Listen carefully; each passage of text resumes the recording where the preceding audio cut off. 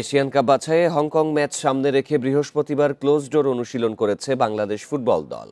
Match ডেতে স্নায়ুচাপ সামলানোর পাশাপাশি ফিনিশিংয়ে বাড়তি গুরুত্ব আলফাজের। আর কোচের পরিকল্পনা মাঠে বাস্তবায়নের ওপর গুরুত্ব দিচ্ছেন কানন।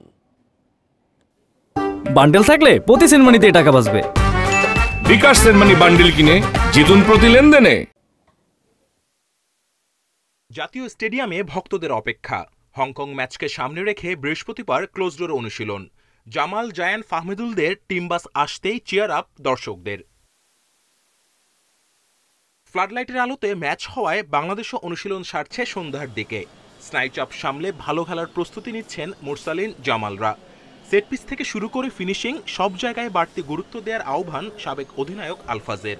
বাংলাদেশের ফুটবলের যে উন্মাদনা, এই উন্মাদনা টিকিয়ে রাখার জন্য আমাদের এই জয়টা খুবই জরুরি। আমরা শুধু গোল পাচ্ছি না, এই জায়গাটাই আমরা দুর্বল, এবং একসময় যখন গোল আসবে তখন আসতেই থাকবে। তো আমাদের আসলে গোলটাই আমাদের ফেভার করতেছে না। গোলের জন্য কিছু প্ল্যানিং যদি করে কোচ, আমার মনে হয় যে আমাদের টিম ক্যাপাবল যে হংকংয়ের সাথে জেতার মতো। সিঙ্গাপুরের বিপক্ষে হারের পর থেকে নানা সমালোচনায় হেড কোচ হাভিয়ের কাভরেরা। তার কৌশল নিয়ে উঠেছিল নানা প্রশ্ন। দীর্ঘ বিরতির পর হংকং ম্যাচ দিয়ে আবারও এশিয়ান কাপের লড়াইয়ে নামবে বাংলাদেশ। কোচের সঠিক পরিকল্পনায় এনে দিবে ভালো সাফল্য, বলছেন সাবেক খেলোয়াড় সাইদ হাসান কানন।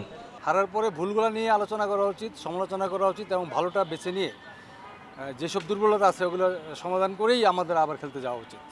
এটা টোটালি কোচের উপরে ডিপেন্ড করে। আমি আশা করব যে আসলে যেই সব ভুলগুলো হয়েছে আগে বিগত দিনে, সেগুলো শুধরাই কোচ ভালো করবে। এখন this is the last way. আসলে আমাদের তো এটা ছাড়ার কোনো রাস্তা নেই এখন। ক্লাব ফুটবলে ব্যস্ত সূচিতে এখনও দলের সঙ্গে যোগ দেননি হামজা চৌধুরী কিংবা সমিত। একটু দেরি হলেও দলের সাথে যোগ দিয়ে মানিয়ে নিতে ওদের সমস্যা হবে না বলে মনে করেন সাবেক দুই তারকা। Kamrul Hasnat, independent news, Dhaka.